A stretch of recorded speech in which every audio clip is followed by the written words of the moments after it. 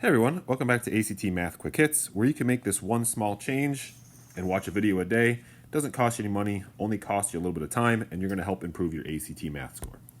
So there's the rundown of the math section of the ACT. Let's get back into it for today. All right, so it says the real solution of the equation 3e to the x equals 12 is what?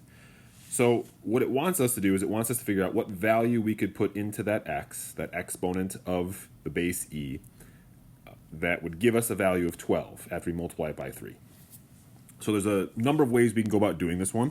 Let's look at the Desmos way first, and then we'll look at the algebraic way, and then we'll talk about how we can just guess and check based upon our answer solutions.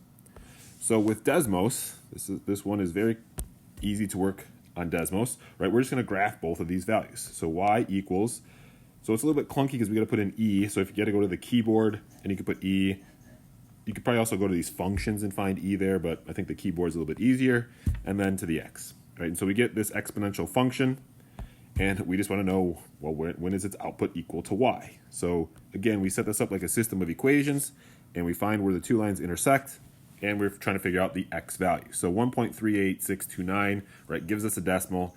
Obviously, looking at our answer choices, we don't see that decimal there, right? Everything is written in terms of natural log or e. So what that tells us we would have to do then is just go through each one of our answer choices and see which one is equivalent to this, what do we get here, 1.386.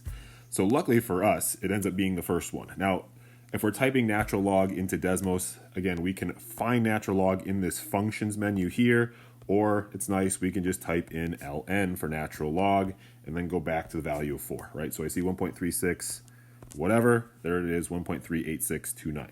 So we found our correct answer. Obviously, it wasn't choice A. You'd have to keep going with all of those and keep inputting all of those values to see which one matches up. So that's how we could use Desmos for it. Kind of clunky, right? Just because of the decimal value for our answer. We could solve it algebraically. So this, let me go through how to do it. Again, it might be a little bit quicker, right? If you remember how to do the algebra and you're comfortable with doing the algebra, especially with these natural logs. But obviously we saw that Desmos can do it too.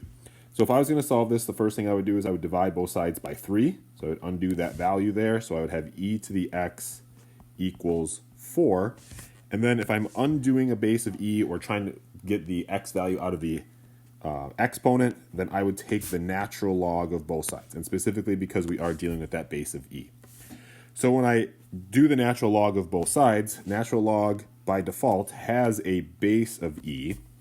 And there is a log property that tells us if the base of our logarithm matches the base of our argument, then the result is just that power, right? So over here on this left side, right, my base of e in my argument or my logarithm matches the base of e in my argument, so the result is just that power, right? So they undo each other and we get that power out of that exponential spot, and we end up with natural log. Again, it is base of e. Notice none of the answer choices put that, right? So we would just understand it's natural log of 4, right, which is that answer choice A.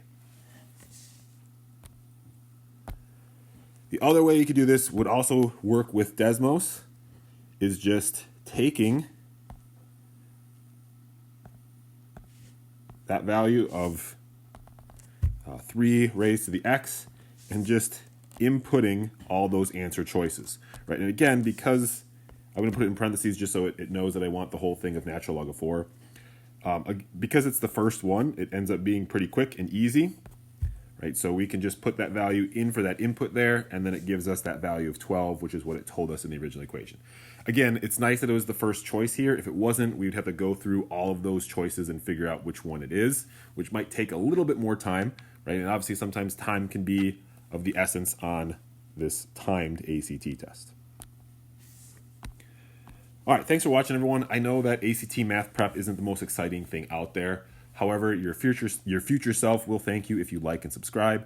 That way you can keep getting these quick hits, learn about the ACT, learn a little bit of algebra, and learn when we can and can't use Desmos to help us on this test. Thanks again, everyone.